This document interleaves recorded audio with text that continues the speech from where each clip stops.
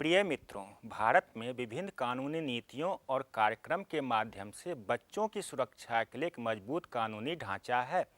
बाल लैंगिक शोषण के मामलों से निपटने के लिए सरकार एक विशेष कानून अर्थात लैंगिक अपराधों से बच्चों का संरक्षण पॉक्सो अधिनियम 2012 लाई है। यह अधिनियम 14 नवंबर 2012 से लागू हुआ और उसके बाद के नियम अधिनियम के आसान क्रियान्वयन के लिए गठित किए गए थे।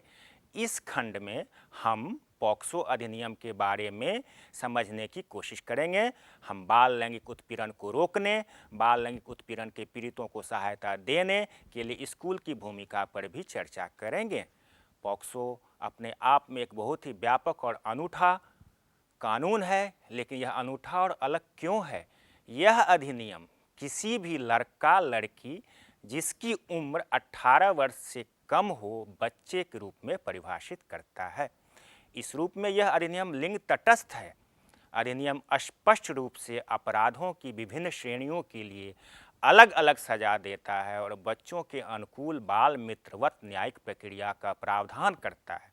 इसलिए यह अधिनियम हर बच्चे को अपराध के बारे में बोलने के लिए प्रोत्साहित करता है। इसके अलावा अंतर्राष्ट्रीय बाल संरक्षक मानकों को ध्यान में रखते हुए यह अधिनियम अनिवार्य रिपोर्टिंग के लिए प्रावधान करता है।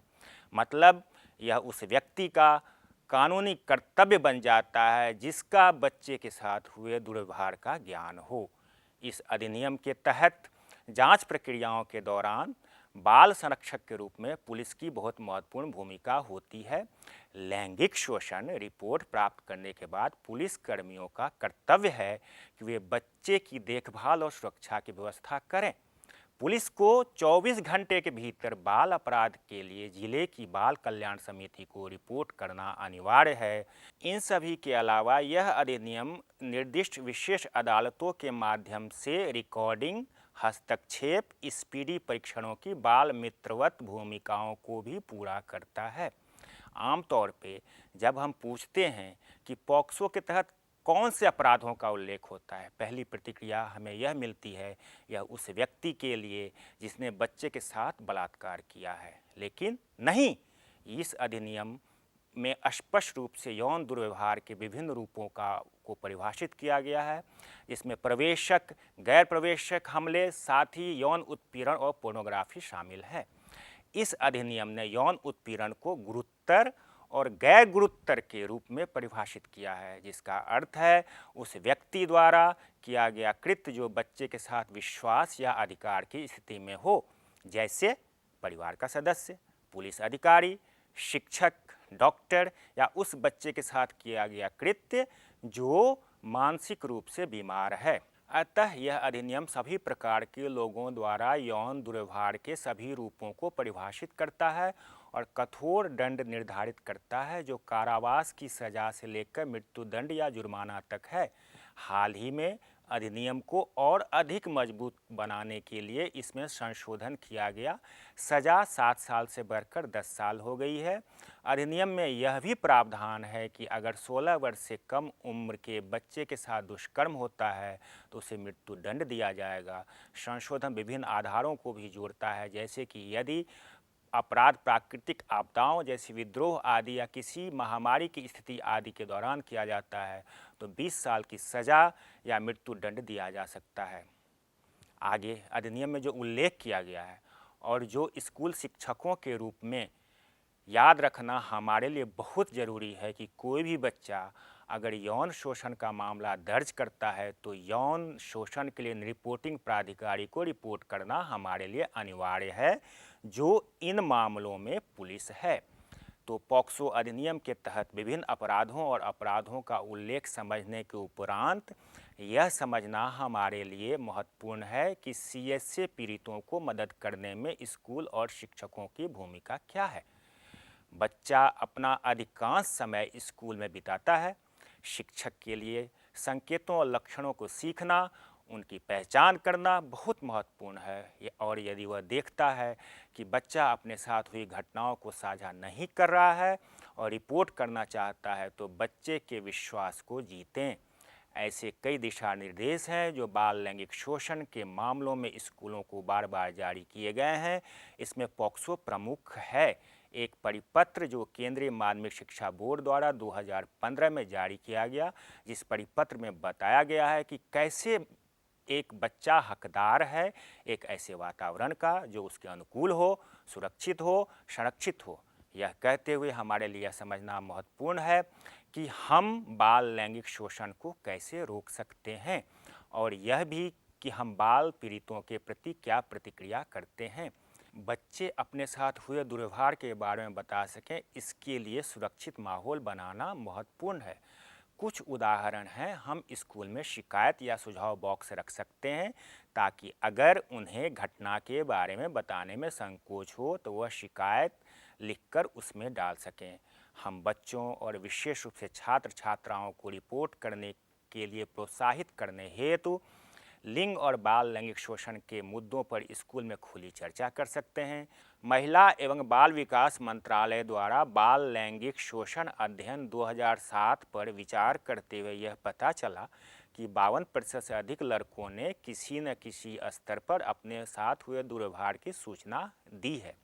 हम शिक्षकों साथ ही गैर शिक्षण कर्मचारियों के साथ निरंतर जागरूकता कार्यक्रम भी कर सकते हैं। यह भी महत्वपूर्ण है कि स्कूल में बाल संरक्षण नीति होनी चाहिए और बाल संरक्षण नीति को प्रभावी ढंग से लागू किया जाना चाहिए। जैसे हम स्वास्थ्य स्वच्छता पर संवेदीकरण सत्र करते हैं, वैसे छात्रों के लिए कराटे आत्मरक्षा का प्रशिक्षण होना आवश्यक है ताकि वे दुर्व्यवहार के मामलों के दौरान खुद का बचाव कर सकें। नुक्कड़ नाटक, पोस्टर प्रतियोगिता, लैंगिक समानता को बढ़ावा देने के लिए बहस, बाल लैंगिक शोषण के मुद्दों पर जागरूकता जैसे कार्यक्रम नियमित रूप से आयोजित किए जाने चाहिए। शिक्षक बच्चों को न केवल खुद की सुरक्षा के लिए जागरूकता प्रदान कर सकते हैं बल्कि यह भी बता सकते हैं उन्हें कैसे रिपोर्ट करना है, कहाँ रिपोर्ट करना है, जहाँ से वे बाल लैंगिक शोषण की घटनाओं के मामले में समर्थन प्राप्त कर सकते हैं। महामारी के साथ इंटरनेट ने हमारे जीवन को संभाला है। बच्चों के साथ ऑनलाइन सुरक्षा के बारे में बात करना बहुत ज़रूरी है, विशेष रूप से ऑनलाइन ग्रूमिंग के मुद्दों पर जिनके परिणाम स्वरूप बच्चा दुर्व्यवहार का शिकार हो सकता है। स्कूल के स्टाफ और बुनियादी ढांचे की सुरक्षा परीक्षण भी आवश्यक है। उदाहरण के लिए सीसीटीवी की नियमित जांच की व्यवस्थापित हैं और वे ठीक ढंग से काम कर रहे हैं या नहीं। अब सवाल उठता है कि अगर बच्चे ने दुर्व्यवहार का सामना किया है और बच्चा दुर्व्यवहार के बारे में रिपोर्ट करना चाहता है तो यदि कोई बच्चा आपको विश्वास में लेकर अपने साथ हुए दुर्व्यवहार के बारे में बताता है तो सबसे पहले हमें यह करना चाहिए कि बच्चे को बोलने की अनुमति दें, बच्चे के आत्मविश्वास का निर्माण करें, उन्हें खुलासा करने दें। यदि आवश्यक हो तो बच्चे को काउंसलर के पास भावनात्मक समर्थन के लिए संदर्भित करें। यदि आपको दुर्व्यवहार के बारे में पता चला है तो यह महत्वपूर्ण है कि आप सक्षम अधिकारी को रिपोर्ट करें, जैसा कि पॉक्सो अधिनियम अनुच्छेद 19 में अनिवार्य रिपोर्टिंग क्लॉज में उल्लेख किया गया है। क्योंकि बच्चा आप पर विश्वास करता है और आप पर भरोसा है, इसलिए अगर बच्चे की मेडिकल जांच के लिए या बाल कल्याण समिति के पास या पुलिस के सामने उसकी पहली गवाही के लिए आप जा सकते हैं तो हमें उन सभी सहायता का प्रयास और विस्तार करना चाहिए जो एक बच्चे को चाहिए। बच्चे की सहमति के बिना परिवार के सदस्यों को घटना के बारे में साझा या खुलासा न करें। यदि आपको लगता है कि आप इसे संभाल नहीं पा रहे हैं या आपको कुछ बाहरी सहायता की आवश्यकता है तो कृपया बेझिझक हेल्पलाइन नंबर 1098 पर कॉल करें। चाइल्डलाइन आपकी सहायता के लिए है। चाइल्डलाइन आपकी सहायता करेगी और मामले को न्यायिक प्रक्रियाओं तक ले जाने में बच्चे की मदद करेगी। हमें जिस बात पर जोर देने और बनाए रखने की ज़रूरत है वह है बच्चे की गोपनीयता। यह विशेष रूप से अधिनियम में उल्लिखित है और हमें वयस्कों के रूप में यह सुनिश्चित करने की आवश्यकता है कि यदि कोई बच्चा हमसे बात कर रहा है और हमें बच्चे की गोपनीयता बनाए रखना चाहिए। इसके अलावा ऐसे भी संकेत हो सकते हैं जब अचानक बच्चे को आप साथियों के साथ बातचीत करते हुए नहीं देखेंगे, उसके अंक अचानक से गिरने लगेंगे। ये कुछ संकेत और लक्षण हैं जिन्हें एक शिक्षक को देखना चाहिए।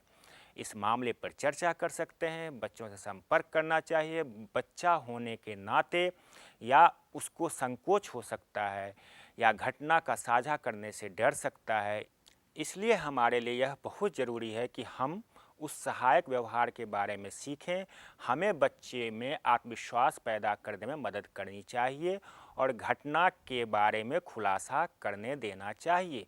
हमारे लिए महत्वपूर्ण है कि हम बाल लैंगिक शोषण की घटना का खुलासा करने वाले बच्चे से बात कर रहे हों तो हम बच्चे के लिए सहायक व्यवहार प्रदर्शित करें। हमें यह भी समझने की आवश्यकता है कि किसी बच्चे को दोष नहीं देना चाहिए कि उसके साथ जो व्यवहार हुआ वो उसके कारण हुआ। आप बच्चे को नज़रअंदाज भी न करें। यदि बच्चा आता है और खुलासा करता है कि दुर्व्यवहार परिवार के भीतर या परिवार के किसी सदस्य द्वारा हुआ है तो बच्चे को घर वापस भेजने से पहले बच्चे की सुरक्षा और संरक्षण सुनिश्चित करना बहुत महत्वपूर्ण है। अगर हमें लगता है कि बच्चे को घर वापस भेजना उसके लिए अनुकूल नहीं है तो इस मुद्दे पर चर्चा करने के लिए या तो बाल कल्याण समितियों या सक्षम प्राधिकारियों से संपर्क करें। कभी भी दूसरों के सामने, विशेष रूप से बच्चों के सामने, स्टाफ रूम में, अन्य शिक्षकों के साथ या कक्षा में उस बच्चे के उदाहरणों का हवाला देते हुए दुर्व्यवहार पर चर्चा न करें। यह भी सुनिश्चित करें कि मीडिया में या अन्य लोगों के साथ बच्चे को अपने साथ हुए और बुरे तरह के दुर्व्यवहार को साझा करने की अनुमति नहीं देंगे जिसका वह सामना कर रहा होगा। कृपया यह भी ध्यान दें कि इन सभी व्यवहारों क्या करना है और क्या नहीं, पॉक्सो अधिनियम में इनका उल्लेख भी है और इसलिए हमारे लिए बाल लैंगिक शोषण पीड़ितों के प्रति सहायक व्यवहार प्रदर्शित करना बहुत महत्वपूर्ण है। हम यह कह सकते हैं कि हम लगातार गोपनीयता का आश्वासन दें, हम उनके साथ सहानुभूतिपूर्ण निर्माण की कोशिश कर सकते हैं, हम बच्चे में आत्मविश्वास पैदा करने की कोशिश करते हैं ताकि बच्चा पर्याप्त आत्मविश्वासी हो जाए और जाने कि कोई ऐसा व्यक्ति है जो उसकी आवश्यकता है तथा जहाँ भी होगा वो उसका समर्थन प्राप्त कर सकता है। यदि आप कभी भी महसूस करते हैं कि आपको मामले के प्रकटीकरण को संभालने के लिए, प्रक्रिया को करने के लिए, न्यायिक जांच करने के लिए कुछ बाहरी समर्थन की आवश्यकता है तो कृपया चाइल्डलाइन दोस्तों से जुड़ने 1098 नंबर पर कॉल करने के लिए स्वतंत्र महसूस करें। मुझे उम्मीद है कि अब तक आप समझ गए होंगे कि न केवल प्रतिक्रिया देने बल्कि यौन शोषण को रोकने में शिक्षक की कितनी महत्वपूर्ण भूमिका है। यह हमारा कर्तव्य है कि हम अपने बच्चों की क्षमताओं का निर्माण करें ताकि उन्हें न केवल रिपोर्ट करने के लिए बल्कि बाल लैंगिक शोषण के खिलाफ लड़ने के लिए मजबूत बनाया जा सके। समानांतर रूप से यह भी एक स्कूल का कर्तव्य है कि निवारक उपाय करे, स्कूल को हमारे बच्चों के लिए एक सुरक्षित जगह बनाया जाए। हमने ऐप में पढ़ने के लिए कुछ अतिरिक्त संसाधन दिए हैं और यदि इस विषय पर कोई प्रतिक्रिया या आगे स्पष्टीकरण आवश्यक है तो आप बेझिझक चाइल्डलाइन 1098 पर संपर्क करें या डायल 1098@childlineindia.org.in पे लिखें। धन्यवाद।